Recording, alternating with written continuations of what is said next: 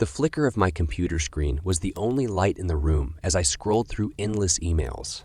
The digital clock on the corner of the screen glaring too. 3 a.m. As a young economist, burning the midnight oil was not unfamiliar. But tonight felt different.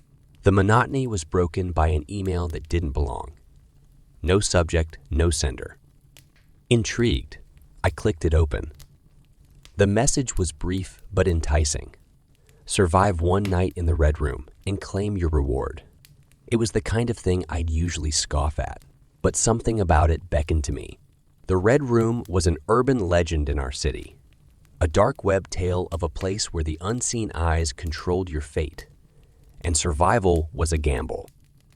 Rationality told me to ignore it, but the lure of the challenge, the thrill of the unknown, and the promise of a significant financial reward played into my ambitions. After all, wasn't risk assessment my specialty? With a mix of skepticism and excitement, I replied to the email, not fully understanding the gravity of what I was stepping into. The response was almost immediate, giving me a location and a time. Tomorrow night. No more details, no explanation. As I lay in bed that night, the shadows seemed to whisper. My mind raced with possibilities and fears. The Red Room was just a story, right? But the thrill of the unknown, the chance to test my limits, and the potential reward outweighed my doubts.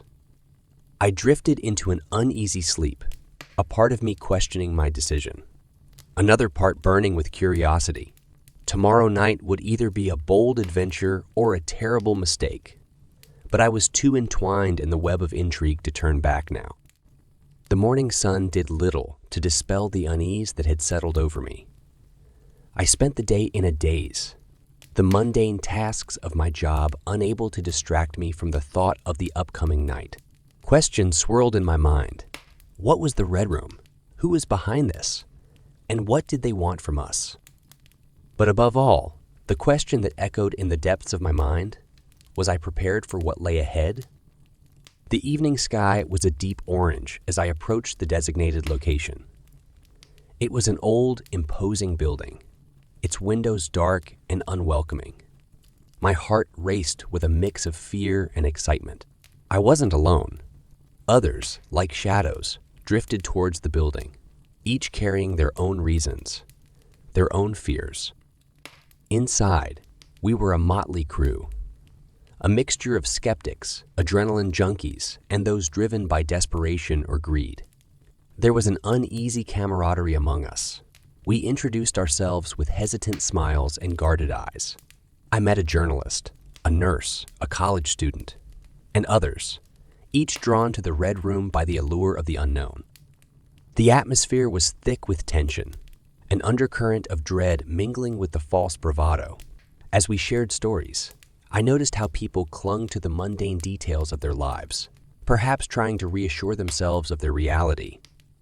Then, the rules were announced by a distorted voice over an unseen speaker. The basics were simple. Survive until dawn, no violence against each other, and the room would change at the whims of the viewers. As the final rule was stated, the doors locked with an ominous click, sealing our fates. I felt the walls closing in, a sense of claustrophobia enveloping the room. Conversations dwindled as the reality set in. We were pawns in a game we barely understood, at the mercy of faceless spectators. As night fell, the room plunged into darkness, the only light coming from dim, flickering bulbs. The air was heavy with anticipation and fear. Shadows seemed to move with a life of their own, and every creak and whisper was amplified in the silence. I clung to my analytical mind, trying to make sense of it all, but the rational part of me was drowned out by the primal fear of the unknown. The game had begun, and we were all players, whether we liked it or not. Friendships that had started to form were now tainted with the instinct to survive. Trust was a luxury we couldn't afford. In the Red Room, it was every person for themselves, and the night was long. As the first strange sounds began to echo through the room, a chilling realization dawned on me. This was no game.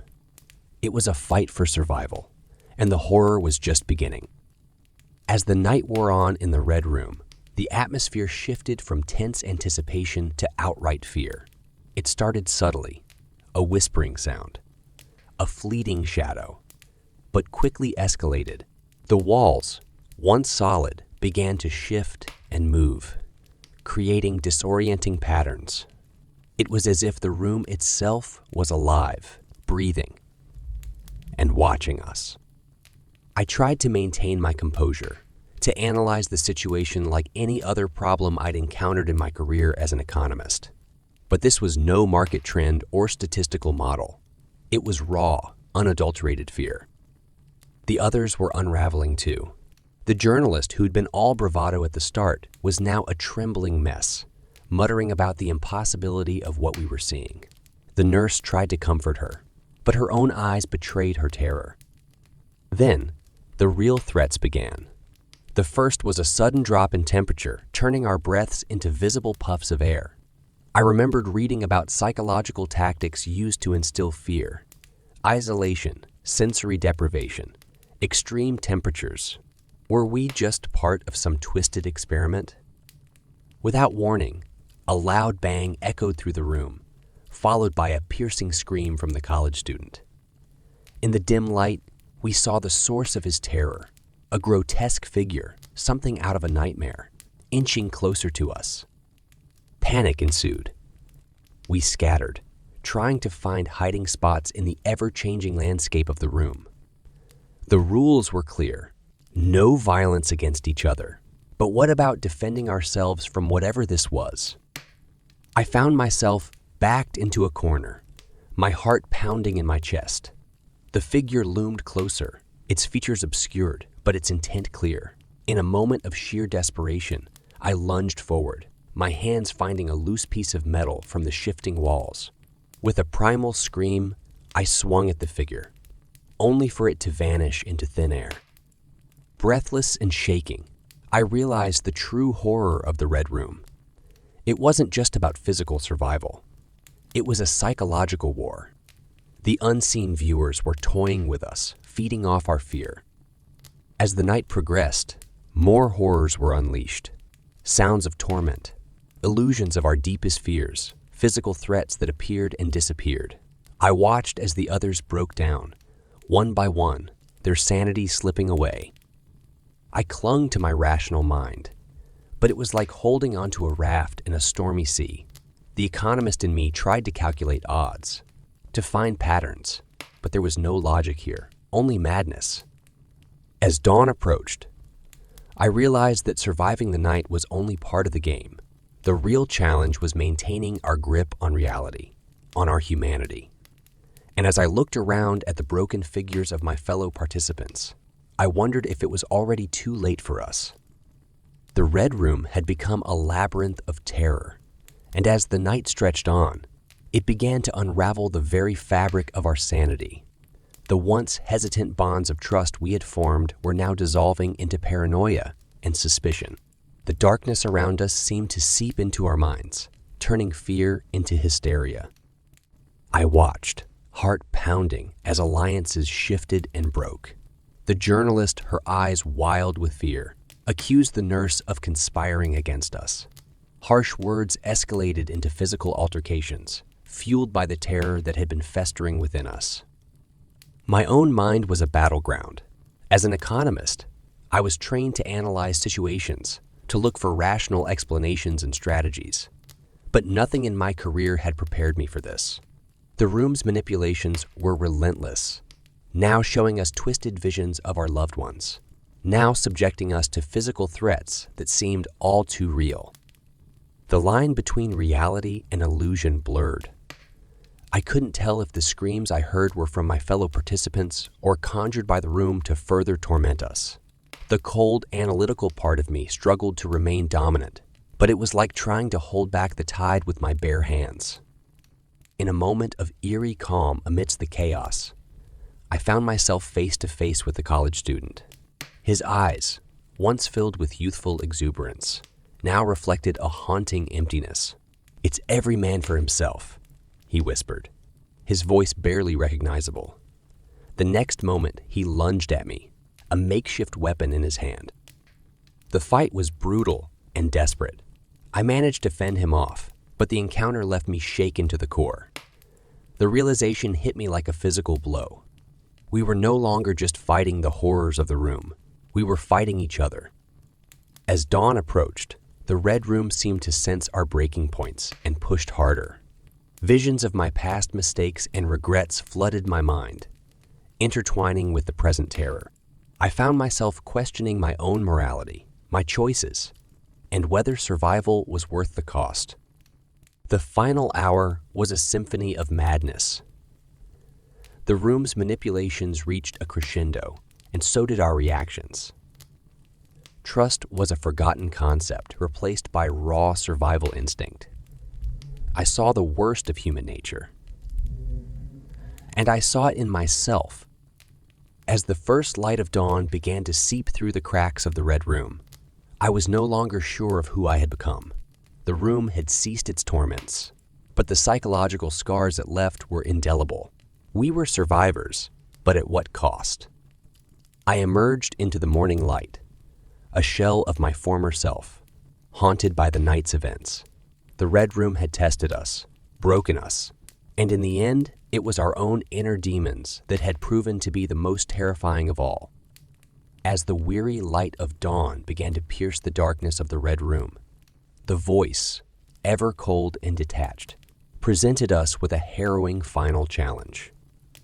Choose one among you to be sacrificed. Only then will the rest be granted freedom and the reward. The air turned icy as the gravity of the decision descended upon us. We, the exhausted and shattered survivors, were forced into a corner of unthinkable choice. The room, which had been a stage for unspeakable horrors, was now an arena for a final, brutal decision. The debate, if it could be called that, was terse and filled with a heavy silence. No one wanted to make the choice, yet the desire to escape, to end this nightmare, was overwhelming.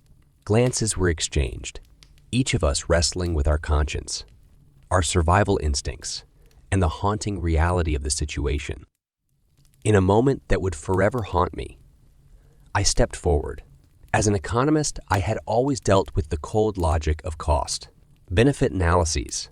But this was a grotesque perversion of all my professional reasoning. I rationalized it as a necessary evil for the greater good, a sacrifice to save the rest. The choice was made. One of us, a young man who had remained quiet and withdrawn throughout the ordeal, was selected. His eyes resigned to his fate, haunted me as he was led away to a part of the room that morphed into a dark, ominous chamber. The rest of us were released as the room's walls receded, revealing the cold, indifferent light of dawn. The promised reward, a briefcase full of money, was there at the exit, a cruel reminder of the price paid. As I walked away, the weight of the briefcase in my hand was nothing compared to the weight on my conscience. I had survived, but at what cost? The Red Room had stripped away our humanity, leaving us with hands stained in blood. The world outside went on, oblivious to the horrors of the Red Room. I tried to return to my normal life, but the shadows of that night lingered. The reward, which had seemed so important once, now felt like a constant reminder of our sacrifice and the darkness that had engulfed us. The memory of the young man's resigned eyes haunted me. I had survived, but the part of me that remained in the Red Room never left that chamber of horrors. The Red Room's legacy was not just the terror it inflicted, but the moral boundaries it shattered, leaving us to grapple with the aftermath of our choices. The story of the Red Room became a whispered legend, its truth known only to us, the scarred survivors. And for me, the protagonist who had walked into that nightmare, driven by ambition, it was a reminder of the cost of survival and the price of a reward drenched in blood. The first time I heard about the dark web was in a hushed conversation between two classmates. I was in the library, buried in my computer, trying to finish a project. Their whispered words, dark web, and auction caught my attention. I pretended to be engrossed in my work, but my ears were tuned to their conversation. "You wouldn't believe the stuff they auction off there," one of them said, a hint of excitement in his voice. "Isn't it dangerous?" the other asked, skepticism evident. I knew about the dark web, of course. Who didn't? It was that part of the internet where illegal activities thrived. But an auction, that was new to me. That night, as I lay in bed, curiosity gnawed at me. What were these auctions? And why were they discussed with such secrecy? I decided to take a peek, just a peek. I had always been tech-savvy, a trait I prided myself on, bypassing security measures, using a VPN, and ensuring my tracks were covered. I delved into the depths of the dark web. It was a maze, a labyrinth of links, each more obscure than the last. But after what felt like hours, I stumbled upon a site that sent chills down my spine. Red Auction Room, where your darkest desires come to life, the tagline read. The site was advertising a live auction, set to take place at midnight. A countdown timer ticked away, adding to the suspense. My heart raced. I knew I was treading dangerous waters, but the allure was too strong. I bookmarked the page, promising myself I'd log in just to see what it was about. As midnight approached, I felt a mix of excitement and dread. What was I about to witness? Was it just a hoax, or was there some truth to the whispered tales? I logged in. The screen was black, with only the chilling tagline and the countdown timer, which now read 0, 1 minute to go.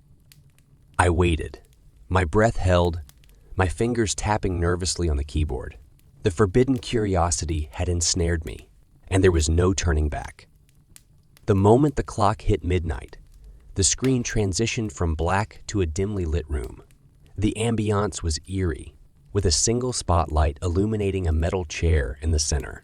Tied to the chair was a young man, his eyes wide with terror, his body trembling uncontrollably. A chat box appeared on the right side of the screen, and I could see usernames placing their bids. But these weren't bids for the man. They were bids for the tortures he would endure. The higher the bid, the more gruesome the act. $500 for waterboarding, one user typed. $750 for electric shocks, another chimed in. The numbers kept rising, and with each bid, the acts became more horrifying. I felt sick to my stomach, but a morbid curiosity kept me glued to the screen. A voice, distorted to mask its identity, announced, "The winning bid is $5,000 for amputation." My heart raced. This couldn't be real. It had to be some sick joke or a staged act. But the terror in the young man's eyes told a different story. A masked figure stepped into the spotlight, holding a rusty saw. The man's muffled screams filled the room as the figure approached him. I wanted to close the tab, to shut down my computer, to pretend I'd never seen any of this. But I was paralyzed, unable to tear my eyes away from the unfolding horror. The chat box was filled with cheers and encouragement, with users egging on the masked figure, treating the entire ordeal as some twisted form of entertainment. As the saw touched the man's skin, his screams became more desperate, more agonizing. Tears streamed down my face as I watched, helpless, knowing there was nothing I could do to stop it. When it was over, the screen went black, and the distorted voice returned. Thank you for joining tonight's auction. We hope you enjoyed the show. Remember, the next auction is just a week away. Who knows? Maybe you'll be the star. I finally managed to close the tab, my hands shaking, my mind racing. What had I just witnessed? Was it real or was it some elaborate hoax? Either way, I knew I had ventured into a part of the internet I should have stayed away from. That night, I barely slept, haunted by the images I'd seen and the realization that such depravity existed in the world. I vowed never to return to the dark web. But the damage was done.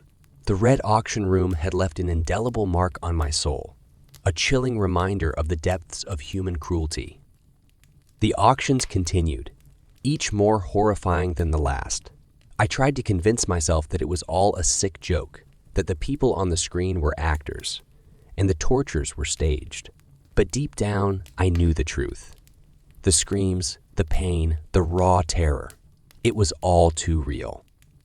I was about to close the browser, to try and forget everything I'd seen, when the host's voice, dripping with malevolence, echoed through my speakers. Ladies and gentlemen, we have a special item up for bid tonight. The screen transitioned to a live feed of a room. My room. I stared in horror as the camera focused on me, sitting at my computer, my face pale and eyes wide with terror. The chat box exploded with comments. Who's the newbie? Looks fresh. How much for her?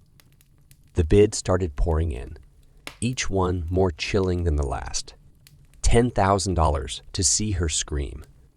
$15,000 for a home invasion. $20,000 to watch her last moments. I was paralyzed with fear, my mind racing. How had they found me? How were they broadcasting my room? I had to get out, to escape before they came for me. In a panic, I yanked the power cord from my computer, plunging the room into darkness. I grabbed my phone and dialed 911. But before I could speak, a text message appeared on my screen. Did you really think you could escape so easily? We're watching you, Lena. I dropped the phone, my heart pounding in my chest. Every creak, every rustle, every shadow seemed to taunt me, reminding me that I was being watched, that I was no longer safe. I barricaded myself in my room, praying that the police would arrive in time. But as the minutes turned to hours, and the silence grew more oppressive, I realized the horrifying truth. The red auction room wasn't just a place of torture and death. It was a trap, and I had walked right into it. The morning sun streamed through the gaps in my curtains, its warmth a stark contrast to the cold dread that had settled in my bones. I hadn't slept a wink, every little noise sending my heart racing, convinced that they were coming for me. I cautiously approached my computer, half expecting it to spring to life on its own. But it remained inert, a silent testament to the horrors I'd witnessed. I decided to check my emails, hoping for some semblance of normalcy. But what I found was anything but. An anonymous email sat at the top of my inbox. The subject read, "A gift for our newest member." With trembling hands, I clicked on it. A video file began to autoplay. It was footage from the auction, zooming in on my horrified face as I realized I was being watched. The clip ended with the chilling words, "You might have logged out, but the game has just begun." I felt sick. They had access to my personal information, my email, probably even my home address. I was a pawn in their twisted game, and there was no escape. Days turned into weeks. I became a shell of my former self, jumping at shadows, avoiding any form of digital communication. I even went as far as to sell my computer, convinced that it was the source of all my troubles. But the torment didn't end. Every few days, a new anonymous email would arrive, each more menacing than the last. Photos of me taken from a distance, videos of my daily routine, messages reminding me that I was being watched. The world outside became a blur. I confined myself to my apartment, too terrified to step outside. Friends and family grew concerned, but I pushed them away, convinced that any contact with the outside world would put them in danger. One evening, as I sat in the dark, a knock echoed through the silence. I froze, every fiber of my being screaming at me to hide. The knocking grew louder, more insistent. And then a voice cold and emotionless. "We know you're in there, Lena." The hum of the airplane's engine was a constant, lulling me into a semi-conscious state. I was on my way to a much-needed vacation, and the excitement was palpable. College had been a whirlwind of assignments, exams, and late-night study sessions. This trip was my reward, a break from the relentless academic grind. Stretching my legs, I decided to take a walk down the aisle. That's when I noticed them, a group of young travelers, laughing and sharing stories. They had an infectious energy about them, and I found myself drawn to their conversation. "Hey, you're traveling alone?" One of them, a tall guy with a charming smile, asked. "Yeah, just needed a break from college," I replied, introducing myself as Alexa. "I'm Jake," he said, pointing to the others. "That's Kate, Leo, and Tasha. We're backpacking across Europe. You should join us for a party tonight at a local club. It's going to be epic." I hesitated. I was a planner, always sticking to my itinerary. But there was something about their spontaneity, their zest for life, that was enticing. "Sure, why not?" I found myself saying, surprising even myself. Kate, with her bright blue eyes and bubbly personality, handed me a flyer. It's this underground club we heard about, supposed to be the real deal, authentic local vibes. The rest of the flight went by in a blur of shared stories and laughter. By the time we landed, I felt like I'd known them for years. We exchanged numbers, promising to meet up later that evening. As I settled into my hotel room, I glanced at the flyer. It was minimalist. Just the name of the club, red velvet, and an address. I felt a twinge of excitement. Little did I know, this impromptu decision would change my life forever. The neon lights of Red Velvet Club pulsed in the night, casting a surreal glow on the cobbled streets. The thumping bass from inside beckoned, and the line outside hinted at the club's popularity. Jake led the way, flashing a VIP pass, and we bypassed the queue, entering the club's dimly lit interior. Inside, the atmosphere was electric. The music was intoxicating, and the crowd moved as one, lost in the rhythm. Kate pulled me to the bar, ordering a round of shots for everyone, to new friends and unforgettable nights. She toasted, and we all cheered in agreement. As the night wore on, I danced, laughed, and lost myself in the music. Leo was a surprisingly good dancer, and we competed in an impromptu dance, off drawing cheers from our group and onlookers. Everything was perfect. But then, something changed. I was sipping on my third drink when a wave of dizziness washed over me. The room seemed to tilt, and the music became a distant echo. Panic surged as I tried to steady myself, but my limbs felt heavy, unresponsive.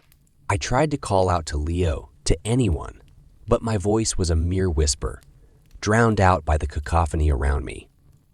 A shadowy figure approached, their face obscured by the strobing lights. "Feeling all right?" they asked, their voice dripping with fox concern. I tried to respond, to push them away, but my strength was waning.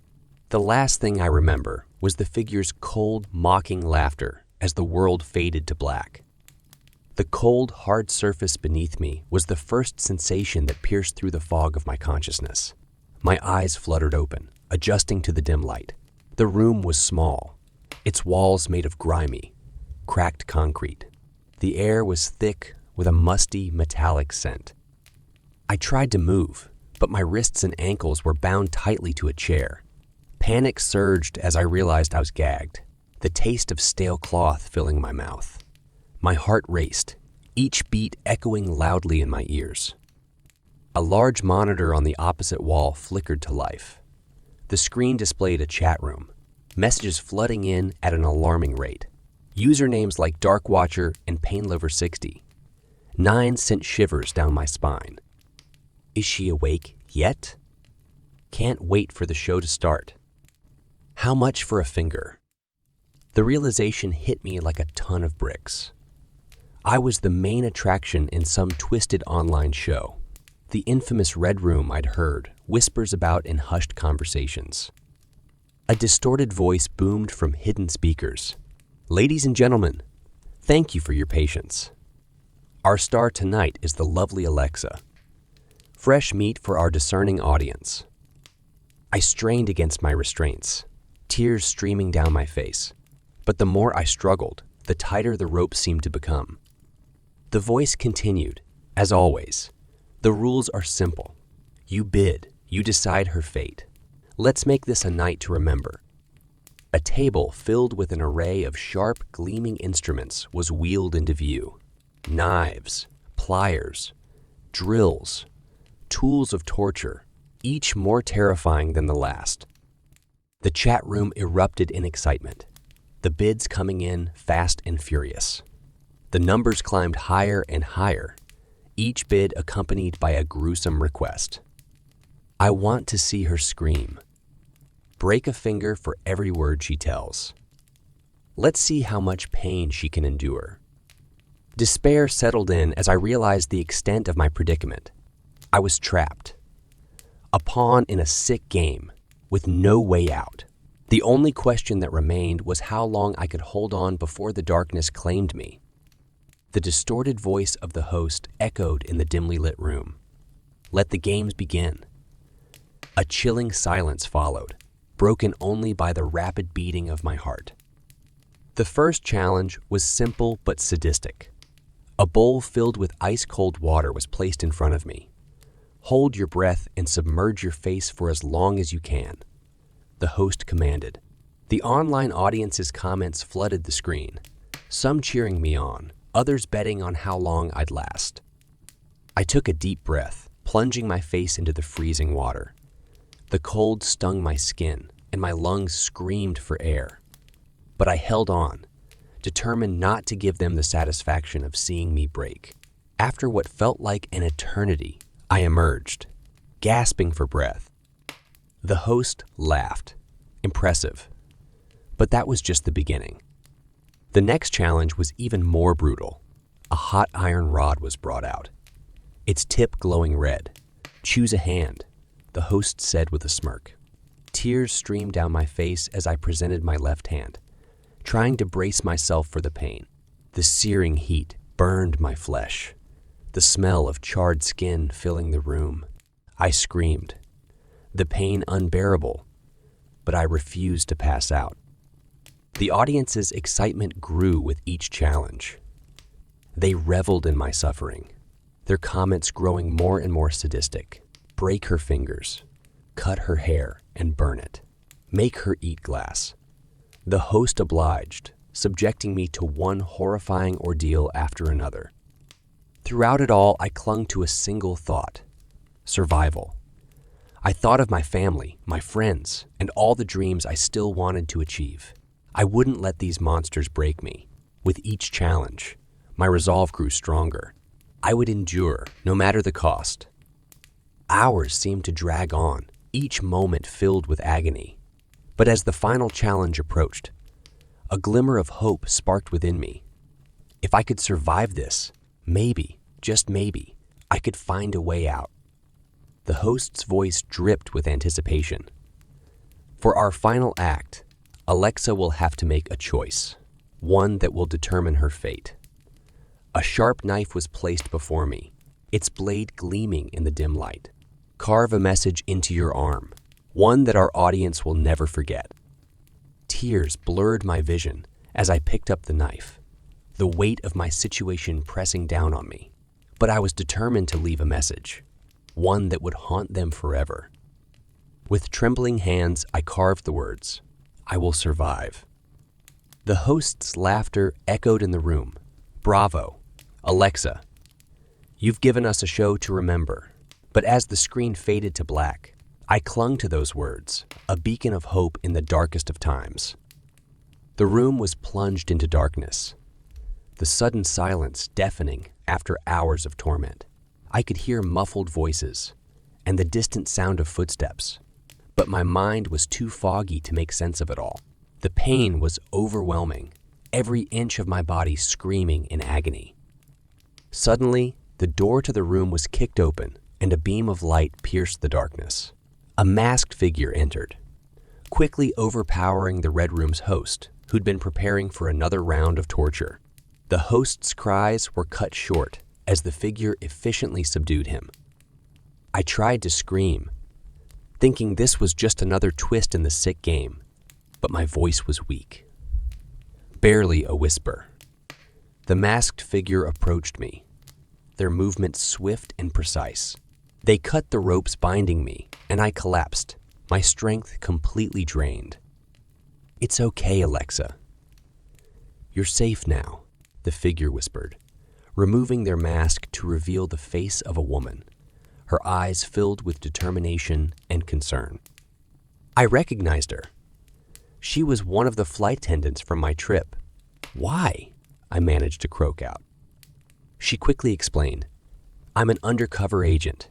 I've been tracking the Red Room for months. When I saw you on the flight and later at the party, I had a hunch they might target you. I infiltrated the audience, waiting for the right moment to intervene.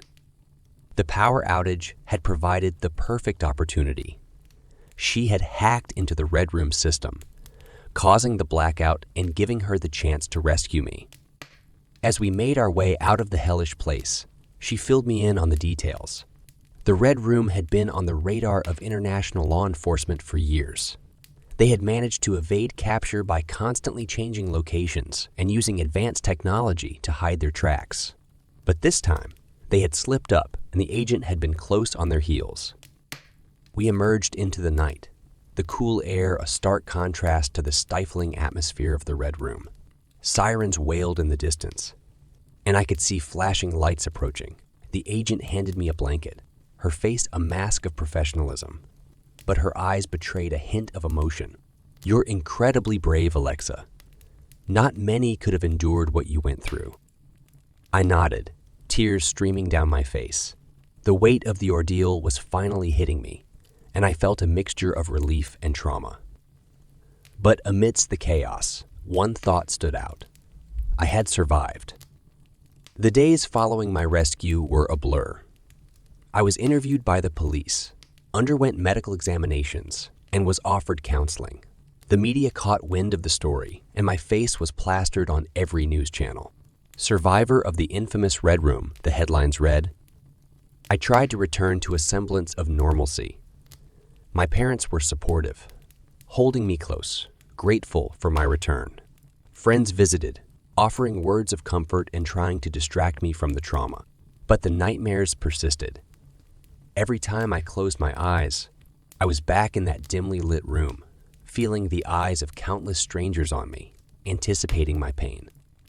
One evening, as I was trying to catch up on missed assignments, an email notification popped up on my laptop. The sender's address was a jumble of letters and numbers, clearly a burner account. Hesitantly, I clicked on it. There was a video attachment and a short message. "The game is never truly over." My heart raced as I clicked on the video. It was footage from that nightmarish room, but this wasn't a replay of my ordeal. It was a different angle, one that showed a corner of the room I hadn't noticed before. There, partially obscured by shadows, was a figure, watching, waiting. It was one of the travelers I had met on the flight, the one who had invited me to the party.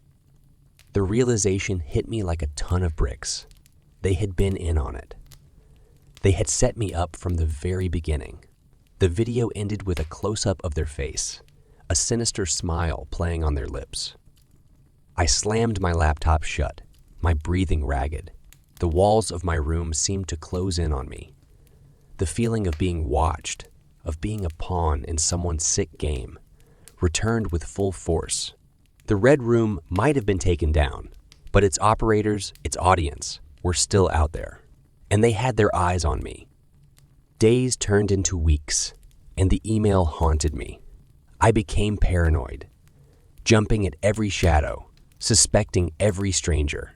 The world outside felt dangerous, filled with potential threats. I confined myself to my room, only venturing out when absolutely necessary. One night, as I lay in bed, trying to will myself to sleep, I heard a soft chime from my laptop. Another email. This time, the message was shorter, more ominous.